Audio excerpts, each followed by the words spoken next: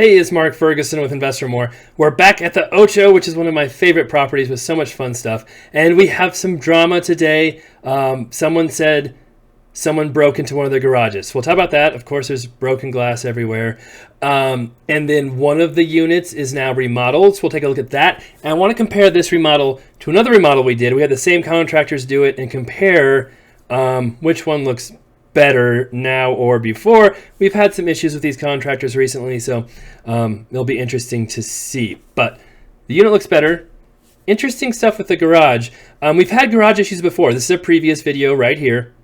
Actually, before we did the garage eviction, which we had to do last year. And we've had a number of break-ins on the alley side of our garages.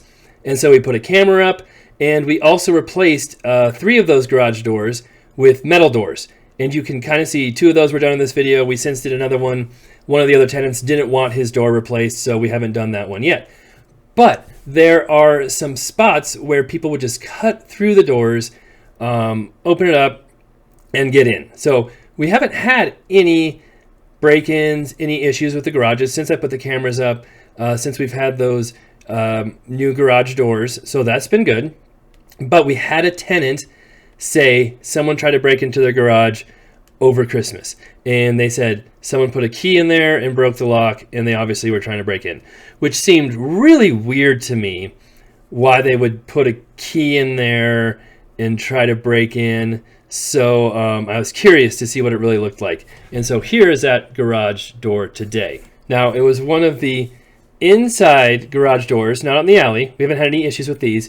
And it was this one, and when I looked at it, someone broke the handle, and there's definitely a key in there broken off. Not sure if you can see it, but I'm thinking, did the tenant just put his key in there, break it off, and then not want to fix it? Because why would a thief have a key that he thought would work there? It seems very, very strange. So I'm not sure what to do there. Love to know what you think. No other signs of a break-in besides that. So here is the unit that we had the tenants move out of recently. There was lots of drama on Facebook and TikTok, of course, about me being unfair to tenants and charging them for moving their couch and stuff they left, but that's all in the past now. We did paint these cabinets.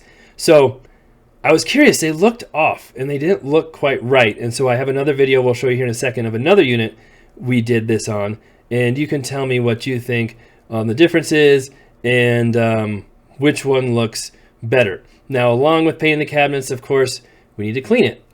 We'll get that done here pretty soon. The fridge was okay. The freezer was pretty dirty, but should still clean up. But we were able to replace windows, replace the carpet, replace the blinds, and that was all pretty simple stuff. Not too big of a deal. Now, this is also where the water was left turned on in the shower. Not left turned on, it just wouldn't shut off, and the tenants didn't tell us about it. Again, please always tell your landlords if there's issues like that, because that can cause a lot of damage. And the tenants might be held liable if they don't report issues that cause mold or flooding or issues like that. So please always tell your landlords when there's an issue. That's fixed. Of course, our contractors, who trashed out the rest of the place, left the mat in loofah. Is that what you call those? In the shower? But anyway, lots of issues there. But the floor, we'll get that cleaned up.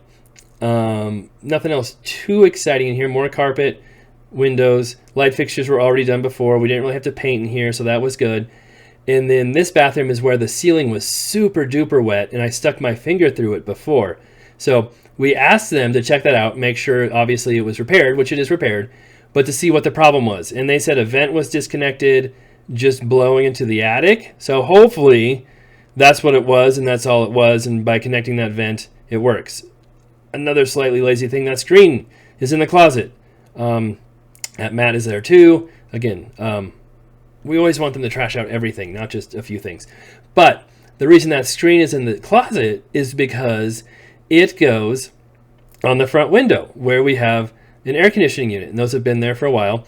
And as you'll see, Nikki was actually standing here impatiently waiting for me to finish my video, and she's like, it's so cold right here. And so you can't use the screen, obviously, because the air conditioner unit is right there, and they did an okay job installing it there, but the window is now permanently open.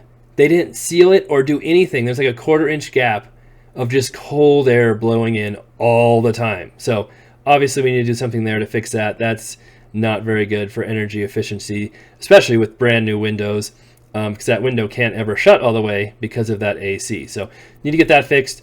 And then also, like I said, I want to show you what our other unit looked like.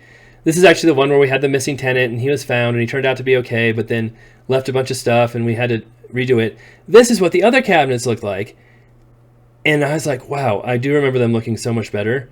And they did look so much better. I don't know. We asked them to use the same color and kind of do the same thing. And it's definitely a different color. And you can tell they didn't replace the hardware.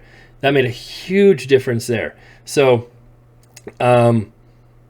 just simple stuff. Like, it'd just be nice if we don't have to always constantly tell people what to do and remind them over and over again of the stuff that, really they should be doing. They've worked with us for years and years and years and years. It shouldn't be rocket science or surprising that we ask for these things. So that's the Ocho. That's the update. We'll get it cleaned. We'll get it put up for rent. We are still asking $1,250 for these with a garage, 2 bedrooms, 2 baths. They've been renting pretty quickly. And we've thought about selling it. We had someone who kind of thought about bringing us an offer for a 1031 exchange, even though it wasn't for sale. They came to us. We paid $1.35 million for it. Have probably spent $100,000 to $130,000 in repairs. Who knows? I haven't kept or tallied all that yet.